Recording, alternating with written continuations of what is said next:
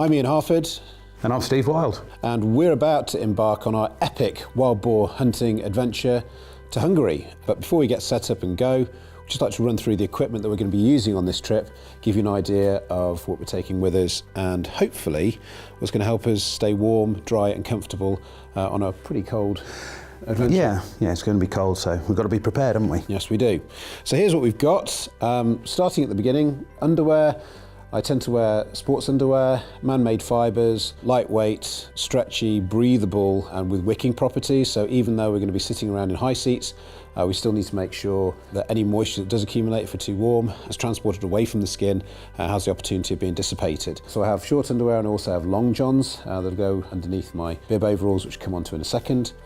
Socks, we're going to be doing two different types of hunting in Hungary. We're going to be stalking and high seating on the first day, hopefully for a Muflon or a wild boar or whatever might come along, and then the driven hunting itself, which is a lot more static, a lot of sitting and a lot of waiting. So depending on what we're going to be doing, I've got liner socks and then lightweight merino socks, which will be good for stalking because there's a lot more, should we say, ballistic type movement. Blood's always moving. And then if we're sat down for the wild boar hunting itself, I have some heavier weight thermal socks and some waterproof sealskin socks. So that starts down at the bottom. Then we have two different types of clothing. I have my hunting layering system, traditional layering system from Deerhunter. Now that starts with a greenock base layer, man-made, brushed fabric, nice and warm, great for transporting and wicking away moisture. Dunbar insulating fleece layer, thin, tightly fitting fleece, zip-up jacket. And then that will go underneath my Deerhunter Muflon hunting suit. Now, depending on how cold it is, I might also put this Cumberland gilet, quilted gilet, or the Cumberland quilted jacket I have here with the arms as well. So when coupled with the Muflon suit, that'll pretty much keep you comfortable down to -20, -30. We're hoping it's not going to get that. Don't want it that cold. Yeah, nobody wants it that cold. In addition to that, we have our kind of camp or lodge type clothing. So we have a couple of pairs of lightweight trousers, Deerhunter Strike and Deerhunter Lofoten trekking trousers, so cotton, nice and relaxed and comfortable but warm. It's a Deerhunter bamboo shirt, which is good for keeping you cool. It's great wicking properties. Through to the heavier weight brushed cotton shirts, which are good, have great insulating properties. I also have a jumper or sweater and the Deerhunter Retrieve fibre pile jacket. Really good. It's pretty warm, so we're going to be nice and warm out in the field and nice and warm when we come back to the lodge. It's really critical that when you have been out in the field and you've been active and you might have picked up some sweat during the day, whether you sat down or you're walking, you give your clothes time to dry. So change out of your hunting clothes, get those all strung out, get them all dried out, and get yourself some nice comfortable camp clothes on.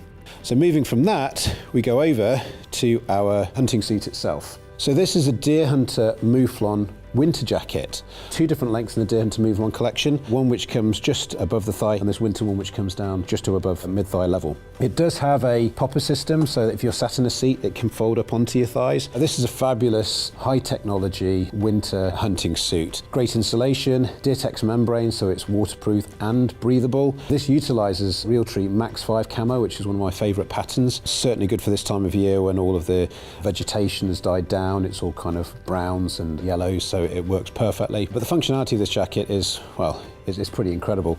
Lots of different storage options, pockets, as you can see these have hand warmer pockets, deep bellows pockets also that have ammunition slots in them. It has a hood, a nice deep insulated hood. I tend to wear a blaze orange cap just for safety to make sure people can see where I am. Moving down into the trousers, these are bib trousers, nice high cut all the way over the kidneys at the back, keep you nice and warm. Full length zip down at the fly, and it also has a full length zip down the leg, which makes getting in and out of the trousers nice and comfortable. So highly functional, top end hunting suit, ideal for colder weather conditions. So back onto the extremities, and I'm using these R8 Catalyst boots. Now these are unlined because the same boots I wear during the summer, but I use the socks to layer up to the level of insulation that I need. Great waterproof, comfortable, functional boots. And coupled with that, I have some Deerhunter boot gaiters. We could be walking through some pretty muddy, wet areas, so trying to keep the bottom of your trousers dry, stop stuffing it into the top of your boots is pretty critical. And then of course, Deerhunter also make the Muflon glove that matches the suit. These have fingers that fold back so that you can get your trigger finger out ready. The rest of your hand stays nice and warm. So hopefully, with all of that, We shouldn't catch a death, should we? we should stay nice and warm. So coming on to the shooting equipment, Wildy's going to be using his Blaser R8 Professional Success in 300 Win Mag, and that's topped with a Hawke Frontier 30 1:6x24. So it's a great little scope, nice and compact, low magnification, ideal for ballistic targets. His also has the target turrets and a ballistic reticle. It's a little bit complicated for me, but Wildy's got that analytical mind, he can figure out where he wants his reticle to go.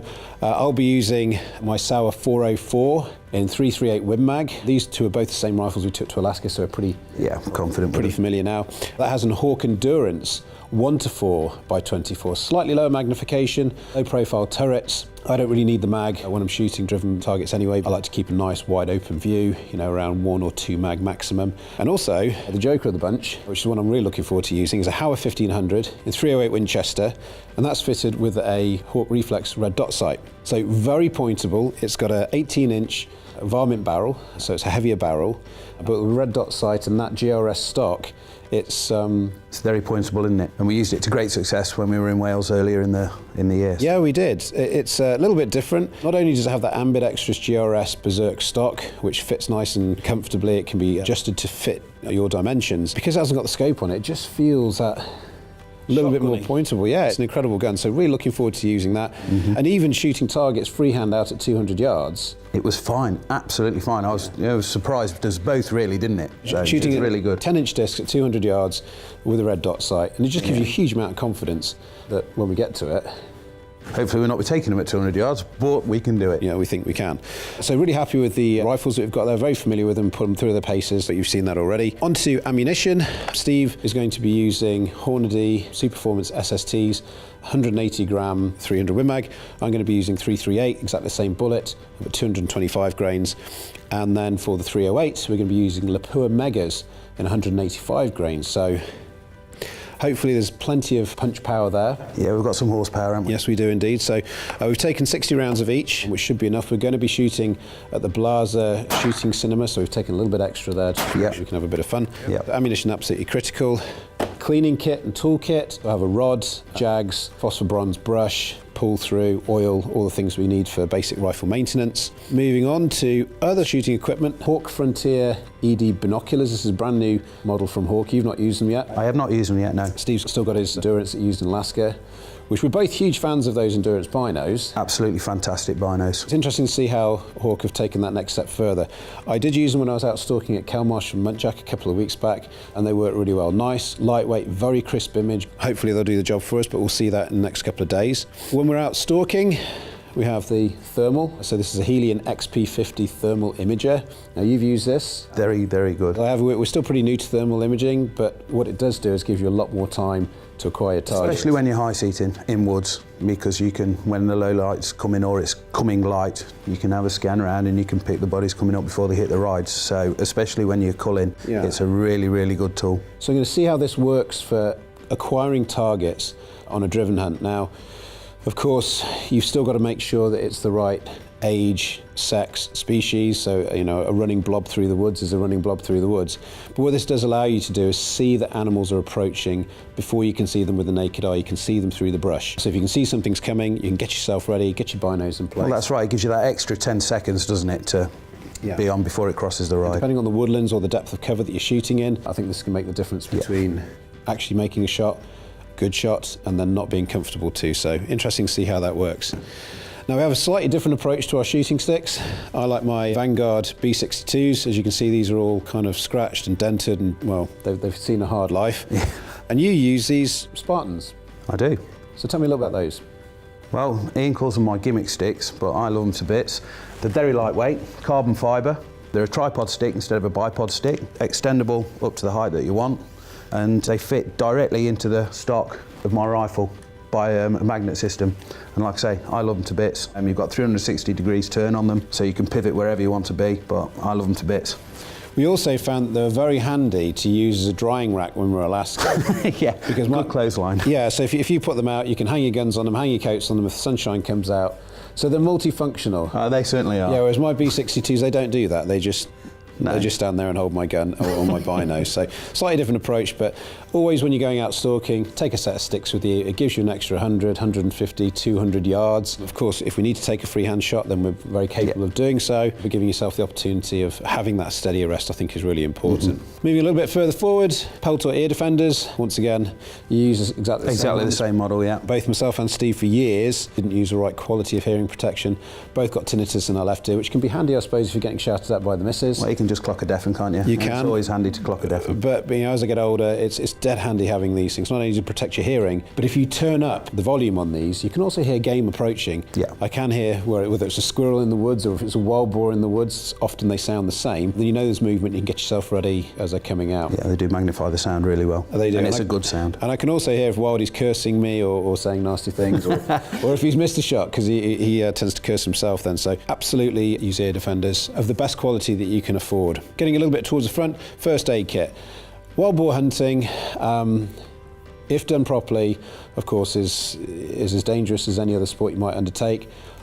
But there's always a chance that you might wound an animal or come across a wounded animal, and you need to be prepared for all eventualities. So I have a first aid kit with a trauma kit in there. Yeah. Hopefully nothing's going to happen to us, but better safe than sorry. So we'll make sure you're going prepared. I have this knife here, my OKC Cayuga knife, an amazing piece of steel. Steve uses a bigger one, calls it Excalibur, which is about a foot in length, but he's a big guy and he can use that sort of knife. So really, really good knife. I also have a Blade Tech knife sharpener. This doesn't actually sharpen the knife, but it just puts the edge back on. Pigs can be very tough. Yeah, and very gritty as well in the hair, because they wallow to keep themselves warm. So there's nothing worse than taking the edge off a knife than a bit of grit in the hair as you're coming through the skin. So and it can make for a long day. It can. They're big, heavy animals, lots of fat inside them, thick, heavy fur. So if we do get more than one pig, you're going to want to put that edge back on it before you get to work again. Now, Steve's probably going to criticise me a little bit here because he's a man of the mountains and a wilderness guy, but I also take, particularly when we're going somewhere like Hungary, a set of hand warmers. These ones, you just open them up and they react to the air. It's going to be between -3 and -7. So it's always good to pop those inside your gloves, keep your hands nice and tight, keep those fingers working, because after about 2 or 3 hours out in that high seat, you'll be thankful for it. Yeah, I'm sure I will. So I've given him some anyway, you may not use them. And the final piece of the puzzle on the left-hand side here, Sumo jet boil. Most important. The most important thing. We're going to be out in the woods, out in the wilderness, it's going to be cold. And that's what that's for, boiling water. We've got travel mugs, so it's just a matter of getting out on the tailgate in between drives when everybody else is drinking alcohol-free beer. I'm going to get myself wrapped up with a coffee, and I'm sure Steve will have a tea. So that's basically it. Nothing too complicated, nothing too outlandish. Tried, tested equipment. All of this gear we've either used in Alaska or stalking. It's the same stuff that we use basically every day of the year. Yeah. Just because you're going to a different country doesn't mean you need to change your equipment or your approach to it. No, it's just common sense hunting, really. It's what we use. You've got to gear yourself up for the appropriate situation, haven't you? Yeah. Wherever you go in the world, really. So the most important thing is to keep yourself dry, warm and comfortable. Yeah. Because then you make better decisions, you'll sit still in the high seat, and when the animal comes across, and you'll be ready to take that shot. And when you get back to the digs, first thing you sort out, get your rifle dried out, get it oiled, get it cleaned, get it ready to go, sort out your optics, dry your clothes, and then look after yourself. And then you can have a drink. So hopefully that's all we're going to need. We're now going to put it all into our duffel bags. We've got a nicely organised packing system for the truck, because it's me and Wildy plus there's 2 camera guys, so we need to make sure everything goes in there. It's all accessible, but it's not a big mess on the inside. And then we're going to hit the road. Next step on from here, we're going to go to Belgium. We're going to visit a good friend of ours, Frederick van Drom, who has a gun shop just outside Bruges, and try and get an idea for what European hunters take when they go driven hunting, see if there's any tips that we can pick up. Every day's a learning day. Yes, it is. Yes, it is. So the next time we see us, we'll be loading the truck. Perfect. Let's get to work.